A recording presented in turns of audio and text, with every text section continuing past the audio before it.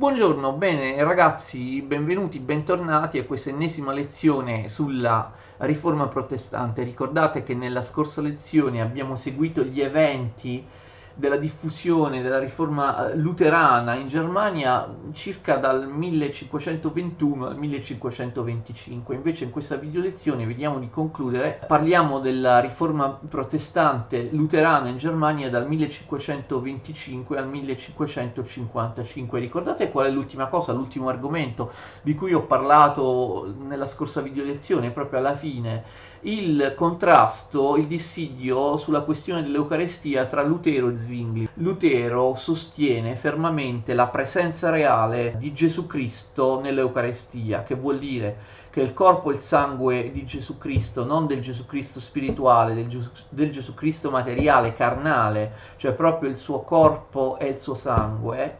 misteriosamente sono presenti nelle specie sacre, cioè nel pane e nel vino, durante l'Eucarestia.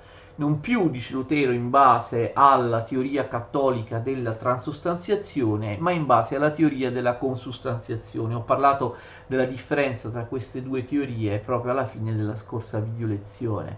Invece Zwingli, ma anche altri riformatori, non sono d'accordo, dicono che il corpo e il sangue di Cristo all'interno del pane e del vino, delle specie eucaristiche, sia da interpretare soltanto simbolicamente, cioè non c'è veramente la presenza fisica reale di Gesù Cristo nell'Eucaristia.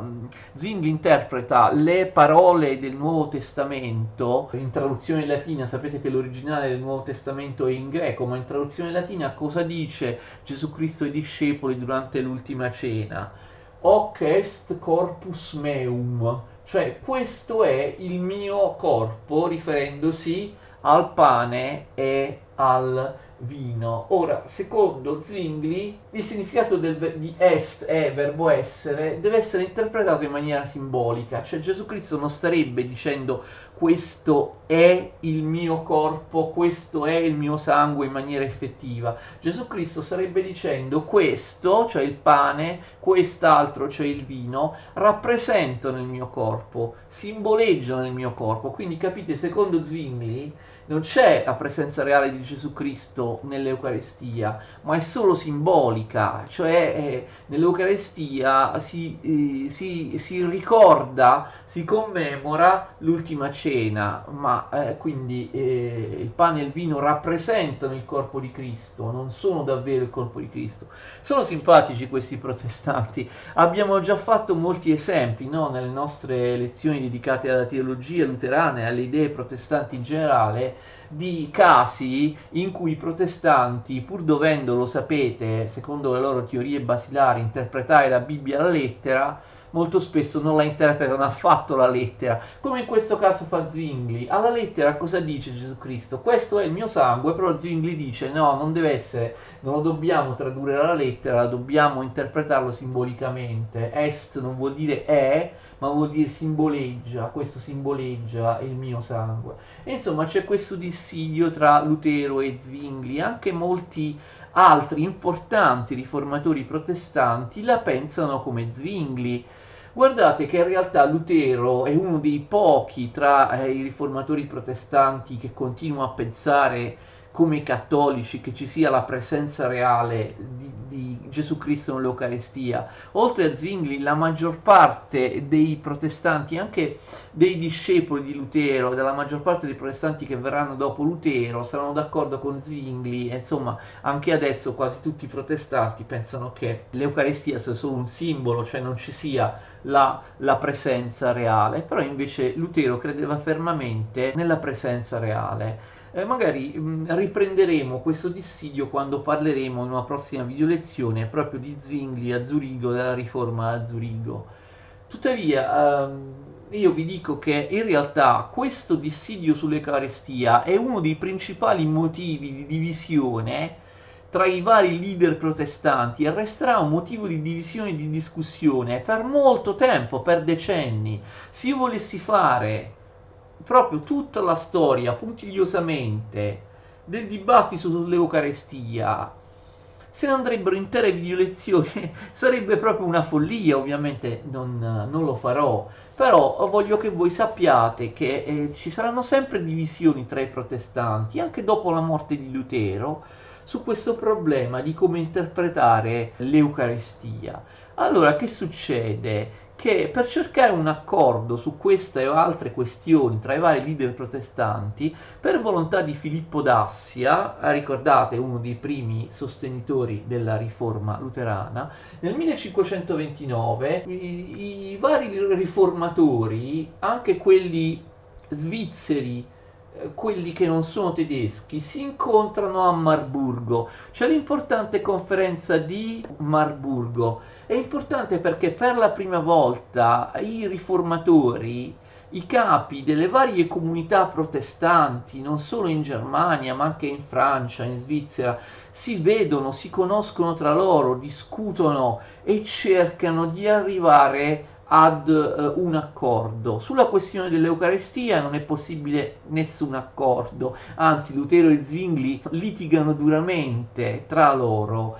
Tuttavia, la conferenza di Marburgo rappresenta il primo tentativo da parte dei diversi riformatori protestanti, delle diverse comunità protestanti, dei diversi territori che avevano aderito alla riforma, di darsi un'organizzazione, una base il più possibile unitaria. Quindi non c'è nessun accordo sull'Eucaristia, però attenzione, a Marburgo furono firmati gli importantissimi 15 articoli di Marburgo che segnano importanti convergenze tra le diverse comunità protestanti. Tra il 1524 e il 1529 si approfondisce la divisione tra i principi cattolici e i principi protestanti. Questi ultimi, i principi protestanti, nel 1525 formano l'Unione di Torgau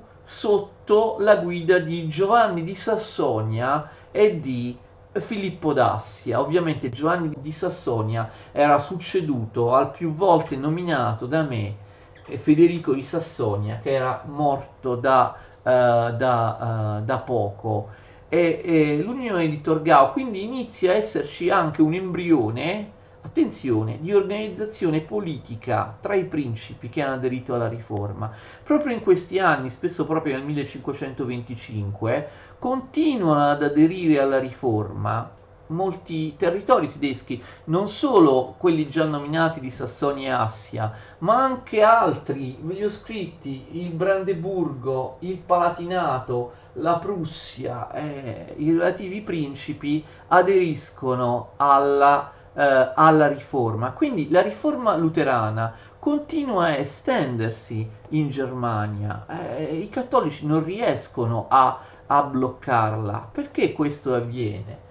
Oltre ai territori che ho citato, che sono dei veri principati, anche molte città-stato, sapete, le città libere tedesche aderiscono in questi anni alla riforma. Per i principi tedeschi, forse lo sapete, abbracciare la riforma significava aumentare il loro potere politico, ma vi era anche un risvolto economico. Abbracciare la riforma significava abolire il clero secolare, eliminare la Chiesa cattolica e i suoi privilegi, e quindi questo fa aumentare enormemente il potere del principe. Ma un principe che diventa protestante, lo sapete, cosa fa? Si impossessa dei beni della Chiesa cattolica, cioè espropria, incamera, si prende i beni della Chiesa cattolica, le terre, le opere d'arte, gli oggetti di valore, qualunque cosa. Quindi chiaramente, capite, il principe protestante, proprio su richiesta di Lutero dice che i principi protestanti devono mettersi a capo della Chiesa, espropriare tutti i beni della Chiesa. Quindi capite che un principe, quando diventa protestante, si arricchisce, gli conviene economicamente, perché si prende tutti i beni della Chiesa e può utilizzarli, oppure può, ovviamente, come in moltissimi casi succede, metterli in vendita o metterli all'asta e quindi ricavarci molto denaro. Dobbiamo parlare un attimo più nello specifico della Prussia. Perché nel 1525 avviene un evento fondamentale che favorisce la diffusione del luteranesimo.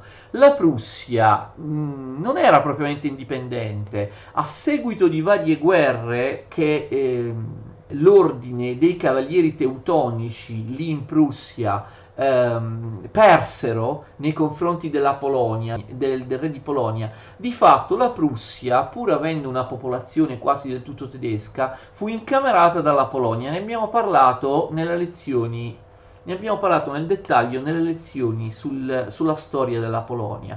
E quindi successe che la Prussia occidentale fu proprio inglobata, fu proprio annessa direttamente alla Polonia, mentre, attenzione, la Prussia orientale, con capitale Königsberg, che cosa successe in Prussia orientale? Si costituisce un ducato che è uno stato vassallo della Polonia. E chi lo costituisce? Alberto di Hohenzollern. Fate attenzione che Alberto di Hohenzollern è un altro Alberto di Hohenzollern, non è l'omonimo di cui abbiamo parlato, vi ricordate all'inizio, il vescovo cattolico che rimase sempre cattolico, che bandì, ricordate, insieme a Leone X l'indulgenza tedesca che fece arrabbiare Lutero, che fece ribellare Lutero. Questo è un altro Alberto di Hohenzollern ed è il gran maestro dell'ordine teutonico. A un certo punto nel 1525 fa una scelta importantissima. Alberto di Hohenzollern decide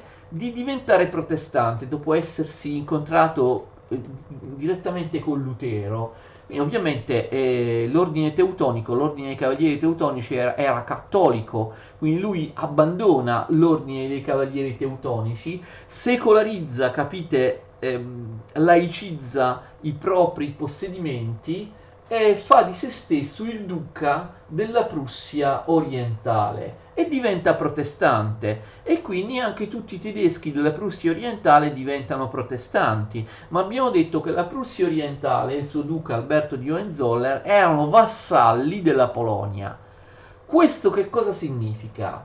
Significa una cosa molto chiara, che la diffusione del protestantesimo nelle popolazioni tedesche, sia della Prussia occidentale sia della Prussia orientale, non solo dà molta forza alla riforma luterana, perché i territori della Prussia erano vasti e importanti, ma lo capite bene, favoriscono la diffusione della riforma luterana anche in Polonia, perché la Prussia occidentale faceva parte della Polonia e la Prussia orientale era stato vassallo della Polonia. Lo stesso Alberto di Hohenzollern, appunto vassallo della Polonia, duca della Prussia orientale, che cosa fa?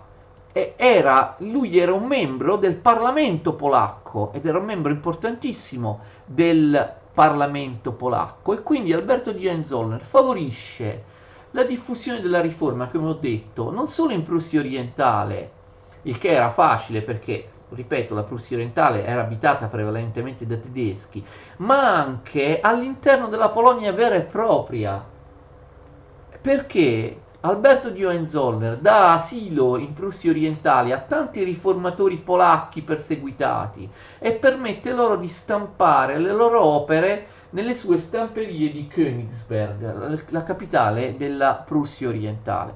E quindi questa diffusione, capite, del luteranesimo in Prussia innesca la diffusione del luteranesimo anche in Polonia, cioè all'interno di un importantissimo regno dell'Europa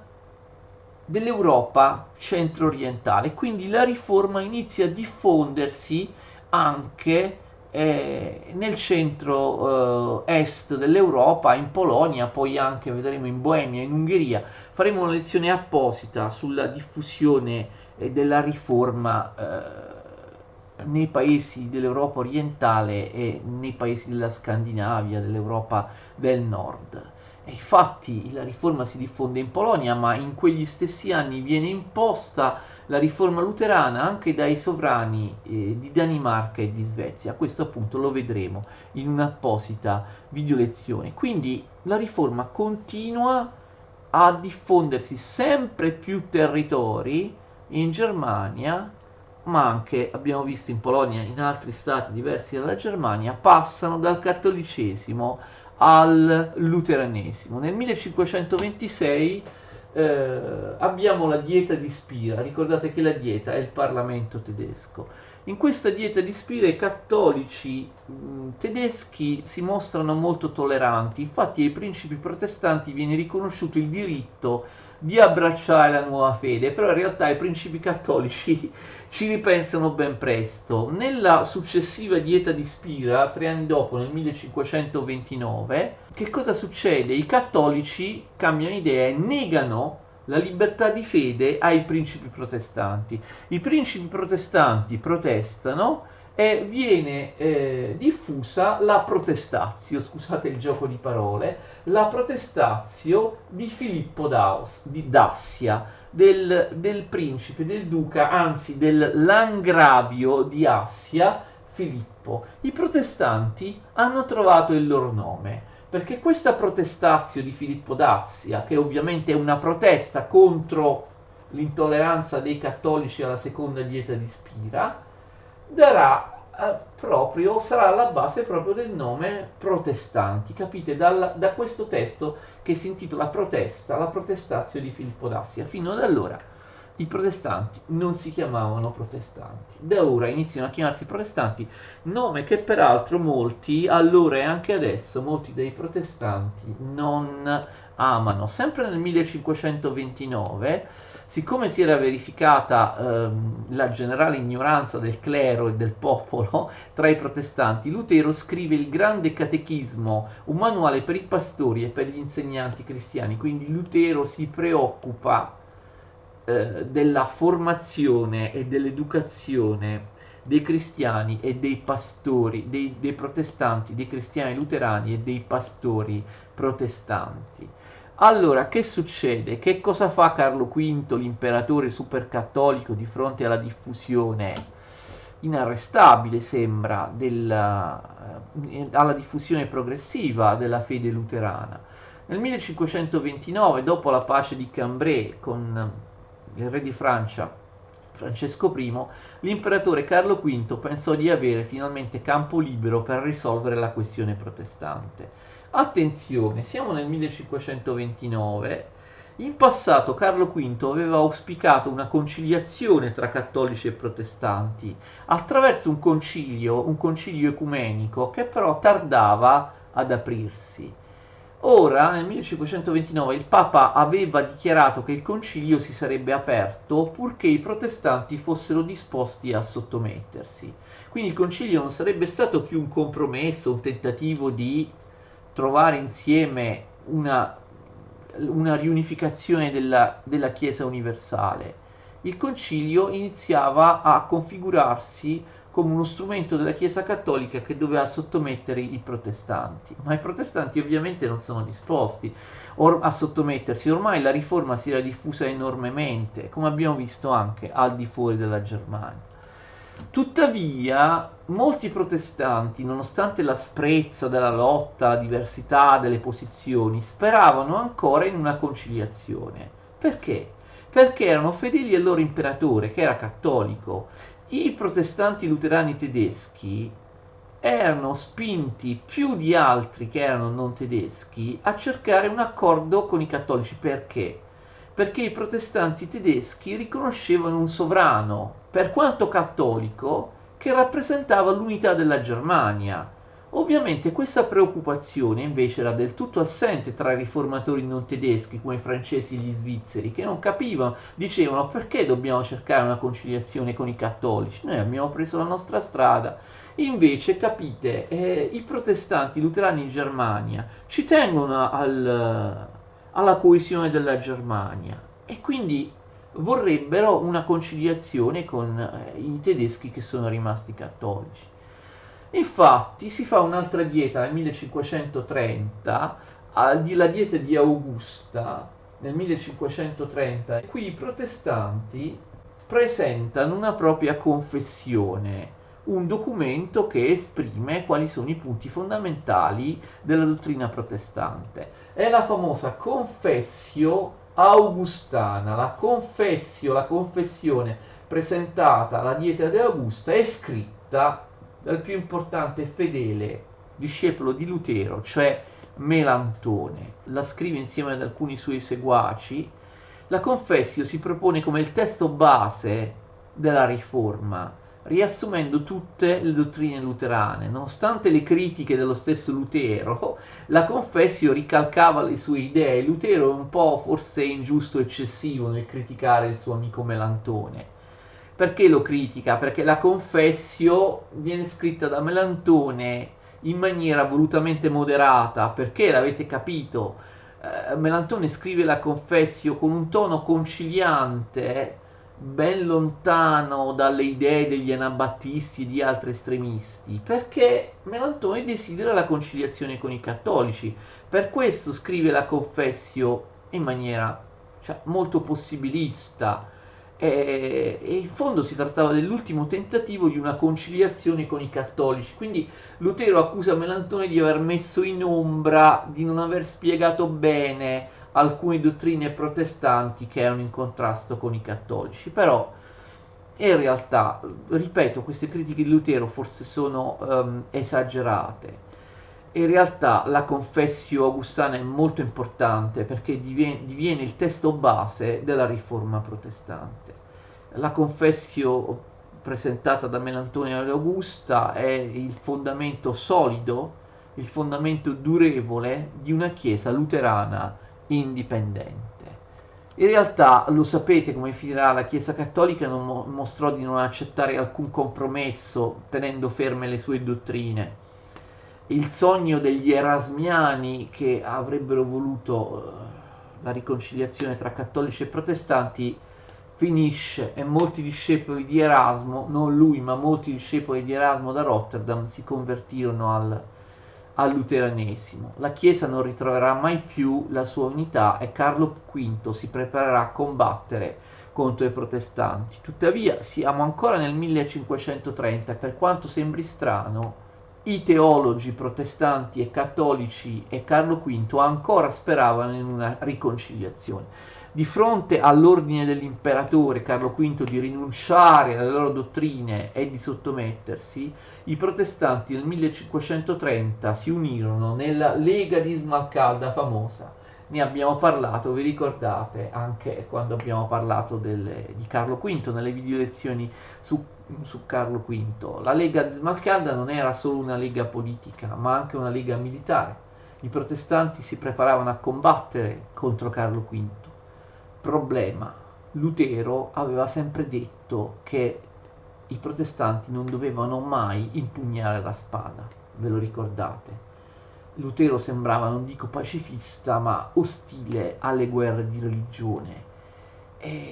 Ma come si dovevano difendere i protestanti? I principi protestanti iniziavano a pensare di dover invece combattere, di dover usare la forza, e quindi i protestanti, nasce un dibattito, capite? I protestanti si logorano sul problema se sia lecito difendere la causa evangelica con la violenza ed esercitare la violenza contro lo stesso imperatore. Lutero inizialmente sembrava contrario, infatti sapete le idee politiche di Lutero. Lutero in passato aveva sostenuto che bisognasse rispettare il proprio principe a tutti i costi, anche se il principe faceva soffrire i fedeli per la propria fede, anche se il principe fosse stato cattolico e fosse stato un persecutore dei protestanti.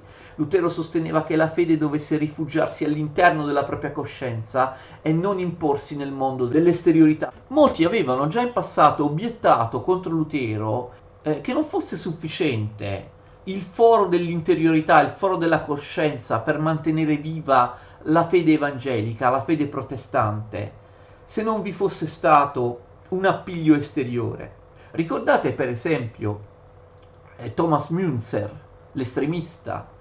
Thomas Münzer aveva già ribadito contro Lutero che avrebbe potuto esistere un principe, un'autorità civile esteriore, che avrebbe potuto impedire ai protestanti di essere protestanti, cioè impedire alla fede di vivere anche all'interno della coscienza interiore. Per esempio, Münzer diceva: caro Lutero, immagina che ci sia un principe cattolico che impedisce ai protestanti di leggere la Bibbia.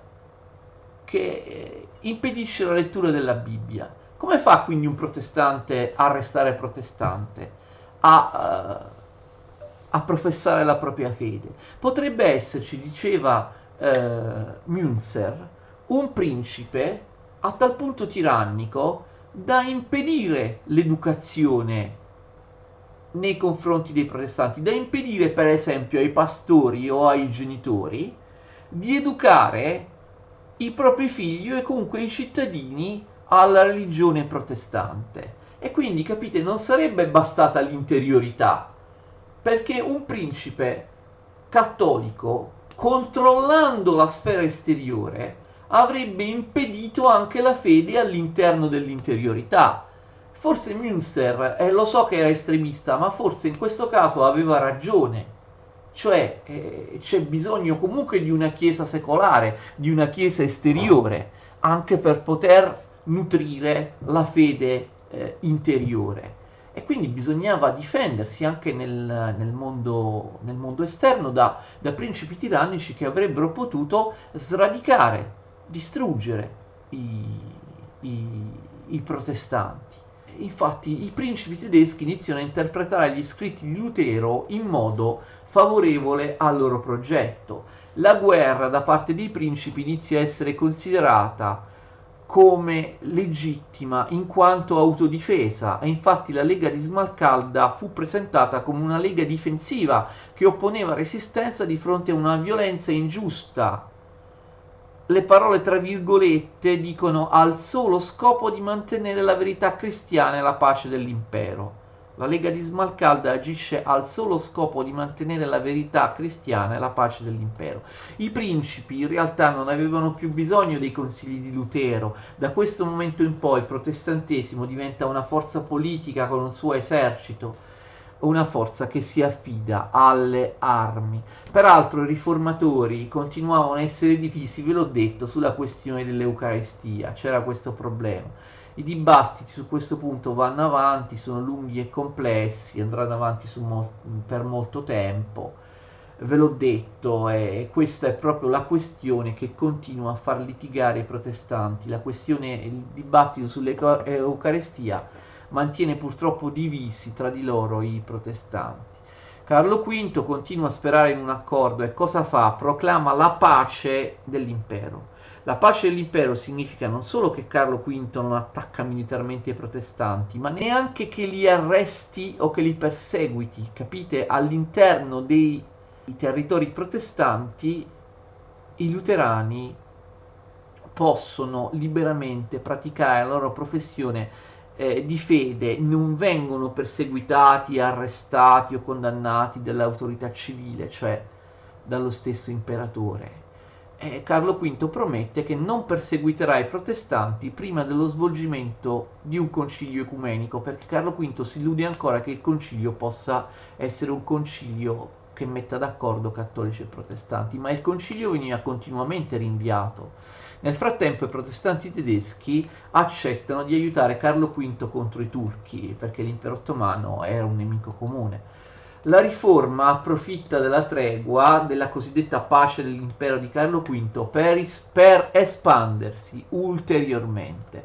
Passano alla riforma, diventano protestanti luterani altri territori che io vi ho scritto: la Pomerania sul Mar Baltico, il Mecklenburgo, i principati di Liegnitz e Brig, che sono in Slesia. È particolarmente importante il Württemberg. Perché è particolarmente importante che il Württemberg diventi protestante? Perché il Württemberg, che comprendeva l'importantissima Università di Tubinga, era un territorio del sud della Germania, e quindi la riforma dal nord della Germania arriva anche al sud. Il Württemberg era un territorio strategico che si incuneava verso l'Austria e la Svizzera, e la riforma protestante fino ad allora non era mai arrivata così a sud. Negli anni 30 si diffondono anche gli anabattisti, di cui parleremo in una lezione apposita. E i cattolici naturalmente cosa fanno? Lo capite bene, qual è la propaganda dei cattolici? I cattolici addebitavano l'estremismo degli anabattisti alla riforma, ma i protestanti rispondevano facendo notare che gli anabattisti si diffondevano proprio all'interno dei territori cattolici, cioè dove non vi erano organizzazioni evangeliche protestanti a tenerli buoni, a tenerli a bada. Infatti ben presto il centro degli anabattisti diventarono le Fiandre, e le Fiandre appartenevano alla Spagna cattolica, dove i protestanti erano repressi. Comunque, ripeto, parliamo ampiamente degli anabattisti in una prossima video lezione completamente dedicata a loro. Sia i principi protestanti sia quelli cattolici speravano nell'apertura di questo concilio, ma sia Papa Clemente VII sia Papa Paolo III Farnese tardavano ad indirlo, oppure sapete cosa facevano? Lo annunciavano ma poi lo aggiornavano, lo spostavano, lo dilazionavano. Anche la Francia sabotava l'apertura del concilio. Carlo V non se la sentiva di convocare lui stesso il concilio al posto del Papa, come pure molti cattolici gli avevano proposto. Comunque, del concilio o delle fasi precedenti al concilio parleremo nelle nostre lezioni sul Concilio di Trento e sulla Controriforma. Qui stiamo solo accennando, anticipando alcune cose. Nel frattempo Lutero nel 1536 aveva scritto una nuova confessione di fede, la Confessione di Smalcalda, che doveva servire come base alla conferenza di Smalcalda che si sarebbe tenuta, infatti si tenne l'anno dopo, nel 1537. In questa confessione di Smalcalda, attenzione, Lutero, a differenza del passato, dichiarò che in caso di uso della forza contro i protestanti da parte dell'imperatore, la resistenza era legittima.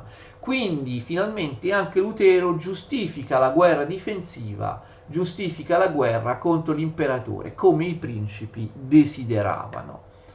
E quindi anche Lutero in qualche modo dà il suo imprimatur alla Lega di Smalcalda e al suo diritto di resistere con la forza all'imperatore. Un tentativo di accordo fu cercato anche nel 1541 nei colloqui di Ratisbona. Incredibilmente, protestanti e cattolici all'inizio di questi colloqui si mettono d'accordo sulla giustificazione per fede. Voi direte, ma come? Era proprio una delle questioni che dividevano maggiormente protestanti e cattolici. Invece, incredibilmente, protestanti e cattolici si mettono d'accordo sulla giustificazione. Solo che ben presto litigano su tutti gli altri aspetti e in seguito anche il compromesso sulla giustificazione si rivelò effimero. Il legato papale fece in modo da farlo cadere ben presto.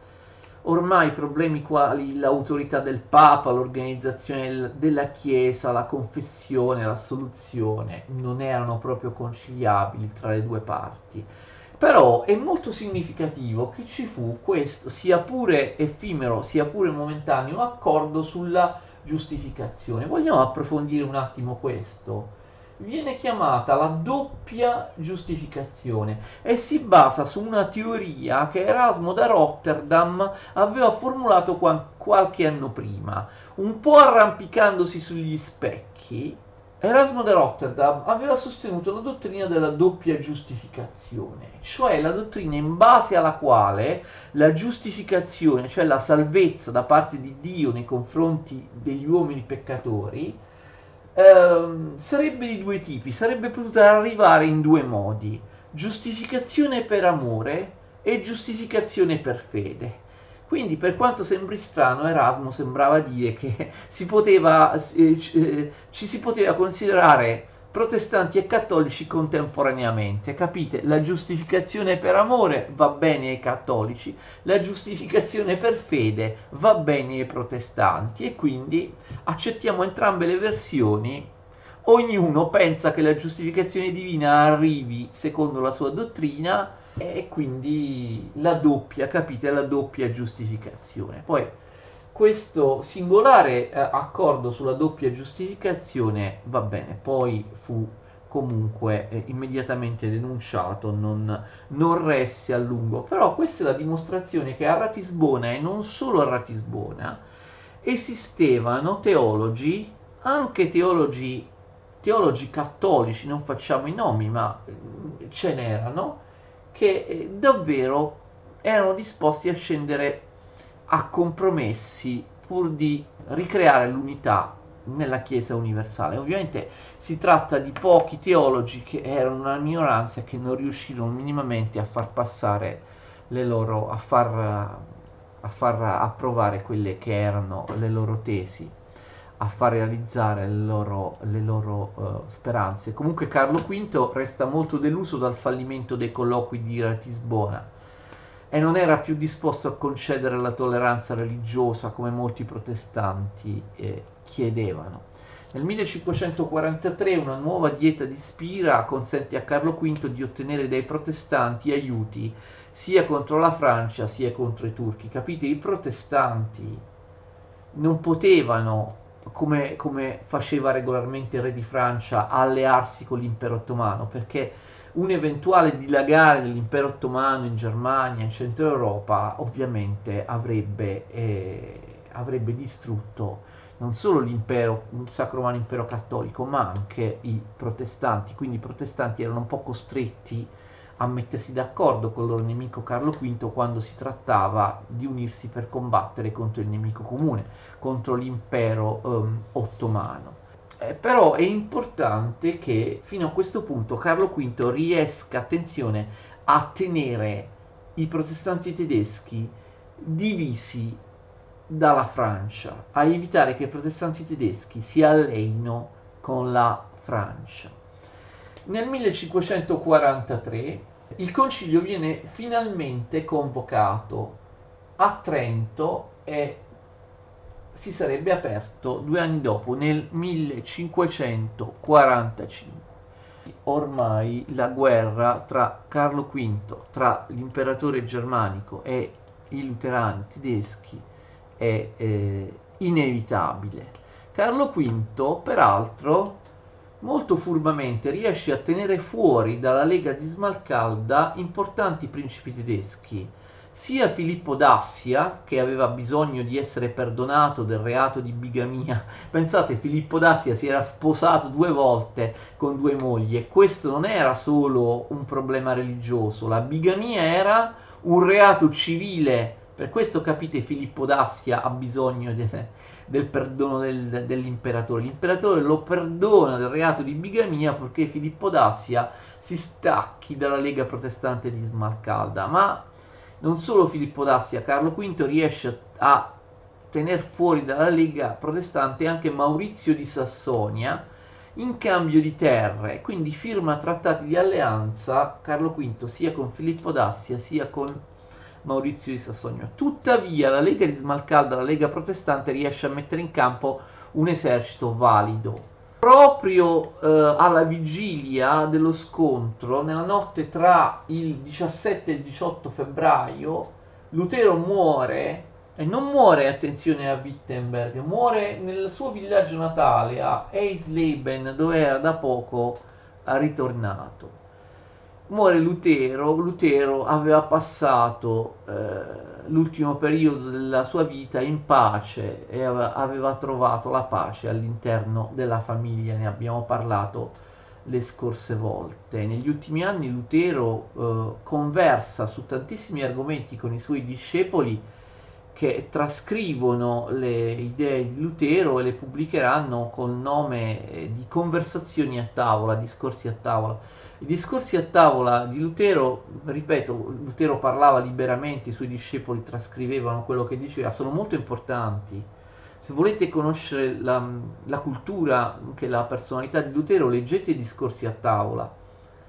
Perché capite, non è un'opera che Lutero scrive con dei fini precisi. Lutero era anziano, si lasciava andare, parlava saltando da un argomento all'altro e i suoi discepoli prendevano nota. Quindi è molto significativo perché nei discorsi a tavola, a differenza che nelle opere scritte propriamente da lui, Lutero si abbandona a tutta una serie di giudizi anche su personaggi storici, su eventi storici anche del lontano passato, quindi molto, molto interessante quest'opera. Lutero muore, Carlo V alla fine dello stesso anno, 1546, attacca. Si tratta della prima guerra civile causata da motivi religiosi, della prima guerra di religione tra cattolici e protestanti. La Lega di Smalcalda, la Lega dei Protestanti, subisce una grave sconfitta a Mühlberg, nella battaglia di Mühlberg. Tuttavia i protestanti non si arresero e la sconfitta paradossalmente rinforzò la Lega di Smalcalda, aumentandone le adesioni. Perché? Capite? Perché molti principi importanti che fino ad allora non avevano aderito alla Lega, dopo la sconfitta si impaurirono e quindi si unirono. Lo stesso Maurizio di Sassonia, ve lo ricordate? Nel 1551 si unì alla Lega. Inoltre, questo è molto importante, i protestanti si allearono con il nuovo re di Francia, Enrico II, il successore di Francesco I, in cambio gli daranno i territori di Metz, Toul e Verdun. E nel 1552 quindi la guerra si intrecciò con un nuovo conflitto tra Carlo V e il re di Francia, Enrico II. Conflitto che peraltro si svolse all'interno del territorio tedesco, e questo era un grosso svantaggio per Carlo V. Carlo V si rende conto di non essere in grado di prevalere, di non essere in grado di sconfiggere i protestanti della Dieta di Smalcalda alleati con la Francia, e quindi decide di abbandonare la lotta. Carlo V si dimette come re di Spagna e come imperatore germanico. Carlo V si dimetterà, attenzione, da imperatore germanico nel 1556, ma un anno prima, nel 1555, deve accettare la pace con i protestanti e la concessione della tolleranza ai protestanti. Nella famosa Dieta di Augusto, appunto 1555, che modifica la Costituzione tedesca. Appunto si parla della nuova Costituzione tedesca, la Costituzione di Augusta. Attenzione, Carlo V è ancora imperatore, ripeto, si dimetterà l'anno dopo, però per motivi di onore, per motivi di orgoglio, lui lascia che sia suo fratello Ferdinando I, a cui lui stava proprio in quel momento lasciando in eredità l'Austria e tutti i territori degli Asburgo d'Austria, ma Ferdinando I, vi ricordo, fratello di Carlo V, aveva già conquistato tempo prima le corone di Boemia e di Ungheria. Lascerà che sia suo fratello Ferdinando I al suo posto a firmare la pace e a concedere la tolleranza ai protestanti, perché Carlo V non vuole essere ricordato nella storia come l'imperatore germanico che per la prima volta ha accettato giuridicamente, ufficialmente, un'eresia. I protestanti luterani sono ufficialmente riconosciuti e possono praticare il proprio culto in Germania. Questa pacificazione con i protestanti viene descritta anche con la famosa formula cuius regio eius religio, cioè la religione di cui è la regione, o meglio si potrebbe tradurre di chi è la regione, di quello è la religione. Vi ricordate?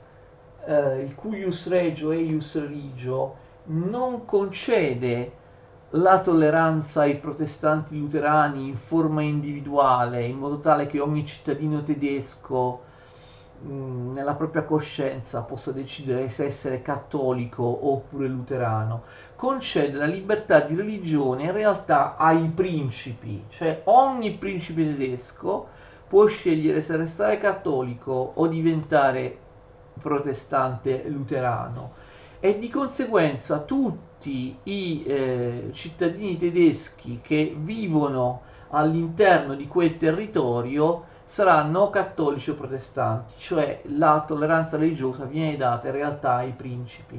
Se un principe nel suo territorio decide di essere cattolico, tutti i suoi sudditi saranno obbligatoriamente cattolici, lì l'unica religione ammessa sarà il cattolicesimo. Se un principe è protestante, di conseguenza sarà legale nel suo territorio soltanto la confessione protestante luterana. Ricordate che poi la scelta è soltanto tra essere cattolici o essere protestanti luterani, il che creerà dei problemi in futuro perché molti principi luterani in Germania in realtà diventarono calvinisti e il protestantesimo calvinista non era contemplato dalla Costituzione di Augusta, che dava solo due scelte, o cattolico o protestante luterano. Tuttavia, questa ovviamente è la conclusione del conflitto tra Carlo V e i protestanti tedeschi. I protestanti tedeschi luterani sono una realtà ormai così importante e così diffusa da non poter essere negata ed è impossibile reprimerli militarmente e quindi ottengono il loro riconoscimento. Carlo V in realtà fu spinto a concedere riconoscimento ai luterani anche perché Carlo V era stato fortemente deluso dal Concilio di Trento, che non era stato un concilio di riappacificazione con i protestanti come lui sperava. Questo fu chiaro sin dall'inizio, allorché il concilio pose come primo argomento la questione dei dogmi e non la questione della riforma della Chiesa, come sarebbe stato logico per andare incontro ai protestanti e cercare un accordo, come lo stesso Carlo V voleva e aveva chiesto. Carlo V esce di scena, anche Lutero è morto, dopo la morte di Lutero continuano a esservi molti contrasti tra i teologi protestanti.